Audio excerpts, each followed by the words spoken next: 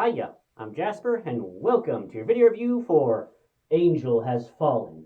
It's a movie starring Gerard Butler, not Aaron Eckhart, and Morgan Freeman, along with some other people. So, as always, I'm going to give you the good, the bad, and the furry. To start with furry, nothing significant.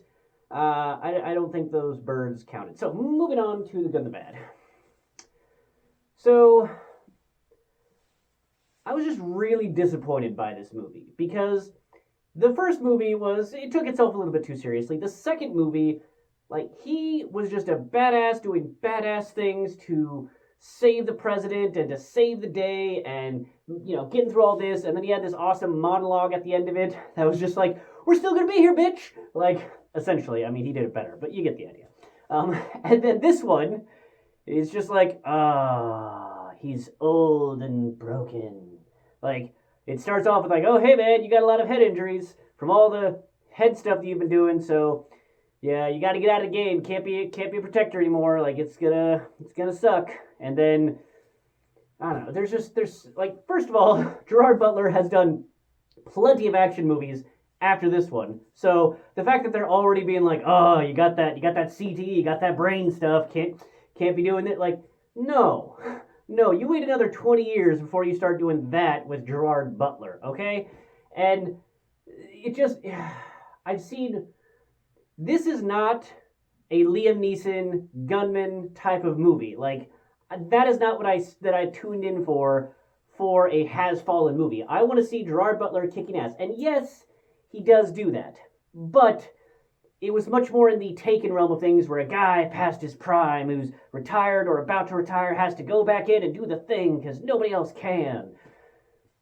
I like that genre of movie, but not for the Has Fallen ones. I don't like that from one movie to 2 years later in this movie, both in I think real time and movie time, and suddenly he's all broken and has head injuries and can't be doing the badass thing anymore. No, that's not the type of hero I want. No. So they had way too much of that, and then they also, the budget was just not as well spent, I think, because there was this really, really long chase sequence with a semi-truck that was at night, that was over-obscured and super CGI and just really bad. I do believe that they finally got the helicopters right, though.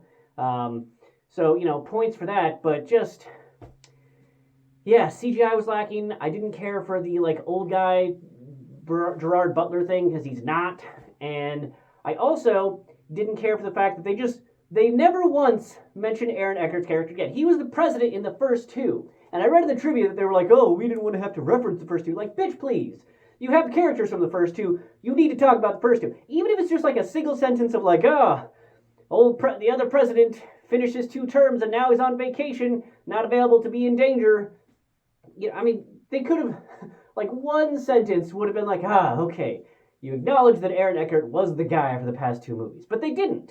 And so it felt like they had, regardless of whether or not there was bad blood, contract negotiations, or what, because they didn't even acknowledge him in this one, it felt like that was why. It's because of contract negotiations or that there was some bad blood feelings. I don't know that there was, but that's the feeling I got because you're not acknowledging his existence in this universe anymore. And don't get me wrong, I love Morgan Freeman, but I preferred the Aaron Eckhart, Gerard Butler interactions more than this. So, yeah, this was a generally disappointing movie, and I can see why they haven't made another one since then. I also heard from the trivia that, that this was their end plan, it was the end of it anyway. And then I think they also might have switched out the main actress. That's why it just rings maybe the writing wasn't as good, and so the other actors weren't willing to sign on board, and so then they had to adjust things. So, when a movie does that, anybody remember The Mummy 3? No, because it was garbage, because they replaced Evie, and it was just garbage in general. So, yeah, no.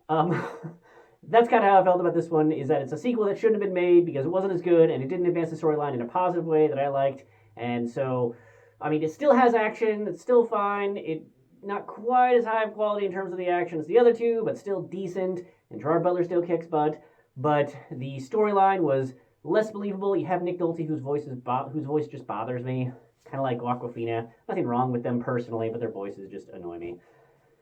And yeah, the total lack of acknowledgement of Aaron Eckhart is another thing. So yeah, just do not care for this movie. I would say to just watch those first two and be happy with the end of it. Do not need to watch this one. Skip this one. It's not great. So that's all I have for this one. Thanks for coming. Thanks for watching. Hope to see you in the next one. Bye.